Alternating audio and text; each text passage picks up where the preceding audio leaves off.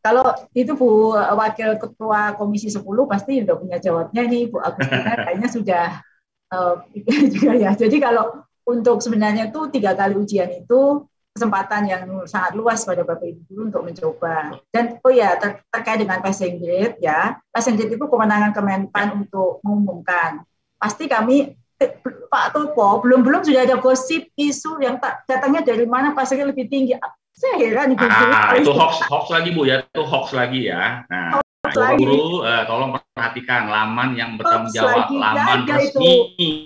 Nah, gak ada semacam itu. Nah, itu bagi yang 3 kali itu yang belum lulus tetap jadi guru tentunya, karena kan pasti di daerah itu masih butuh honorer daerah ya, honorer daerah dan bisa mencoba peruntungan lagi di tahun berikutnya. Kami kan masih tahun 2022 masih ada seleksi lagi.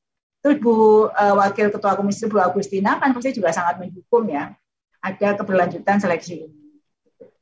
Oke, baik. Terima kasih Bu Nunu. Nah, ini ada pertanyaan untuk Pak Sutopo dari Yuswandi. Nah, terkait rekrutmen ini nih Pak, sebenarnya apalagi untuk GTK yang istilahnya boleh dikatakan memiliki terbatas ya, segala sesuatu terbatas, teknologi terbatas, semuanya terbatas. Tapi semangat ingin ikut rekrutmen ini, kira-kira menurut Pak Sutopo apa ya yang harus dilakukan baik dari diri sendiri maupun dukungan dari forum sendiri? Seperti apa Pak? Silakan Pak Sutopo. Baik, selain mengusulkan regulasi, kami juga tentu saja menyampaikan permohonan regulasi tadi, baik itu tentu saja kami terima kasih dulu kepada PGRI ya, karena kami bisa sampai seperti ini menyampaikan permohonan di pemerintah, kepada DPR RI, bahkan di Komisi 10 kami pernah diadvokasi beberapa kali oleh PBBGRI. Maka terus terang kami berterima kasih ya, karena PGRI kami bisa seperti ini. Kemudian juga tentu fasilitasi dari Komisi 10 DPR RI dan pemerintah sendiri yang memberikan ruang bagi kami untuk menyampaikan aspirasi secara langsung. Nah, tentu saja ini menjadi motivasi bagi para honorer non-KK untuk memperoleh informasi, dan ini kebijakan ini tentu saja akan dimanfaatkan sebaik-baiknya. Namun demikian memang banyak kendala, baik itu fisik, misalnya di daerah yang kekurangan jaringan dan sebagainya. Itu ketika belajar kemarin kita kan menyelenggarakan kegiatan belajar bersama dengan moto berbagi bersama, belajar dan berdoa semoga lolos menjadi 1 juta P3K angkatan 2021.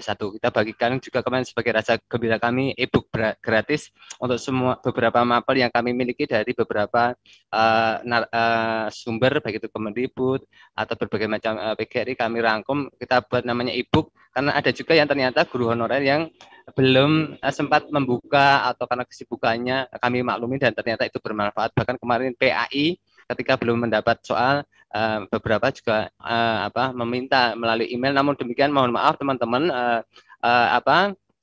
soal tadi overload sehingga saya jadikan pada alaman Telegram. Mungkin bisa membantu suplemen tambahan bagi teman-teman yang belum sempat belajar. Kemudian tentu saja itu fasilitasi belajar kelompok, tapi ya lagi-lagi Prof, Bapak, karena memang P3K ini kurang menarik. Rata-rata mereka inginnya mungkin PNS atau P3K tanpa tes, sehingga kami kesulitan dalam menyampaikan aspirasi sejak dulu. Beruntung kami ada DPR RI, PGRI, dan pemerintah justru yang melihat kami, menolong dari pusat, justru mengambil dari kami dari daerah Purworejo, diambil, ditolong.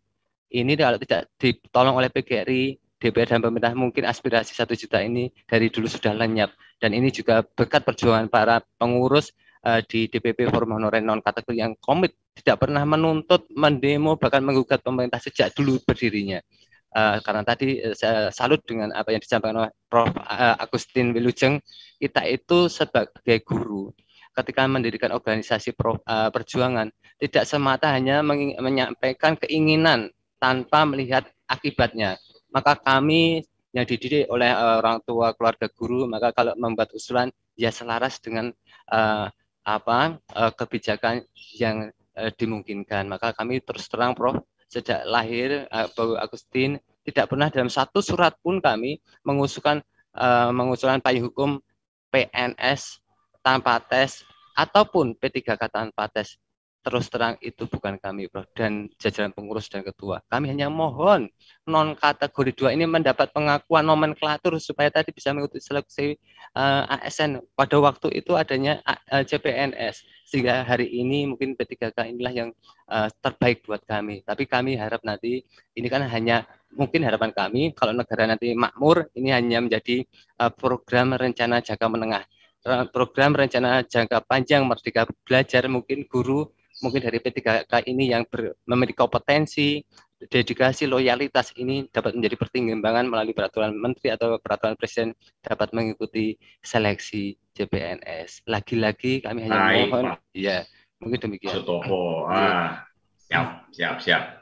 Oke, terakhir nih Pak, ini kita kan sudah ada di penghujung acara. 1 menit Pak, 1 menit saja pesan dan harapan dari Bapak nih atas rekrutmen 2 ASN P3K ini seperti apa? Singkat saja Pak, silakan. Pesan terakhir Pak. Silakan. Kami mengapresiasi kebijakan pemerintah, menyampaikan terima kasih kepada seluruh jajaran, baik Presiden Jokowi, seluruh kementerian, lembaga, DPR RI, dan PGRI.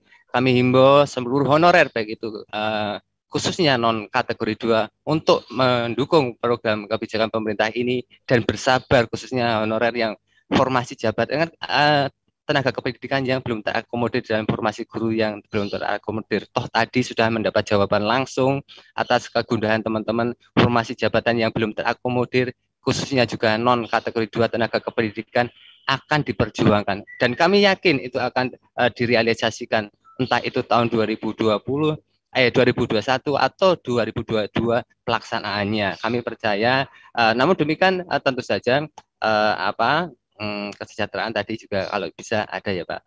Kemudian kami harap teman-teman honorer ini untuk dapat lebih tenang, karena tadi semua sudah dijawab, kebijakan tadi secara makro, grand desainnya untuk menyelesaikan, memberi kesempatan bagi guru dan tenaga kependidikan.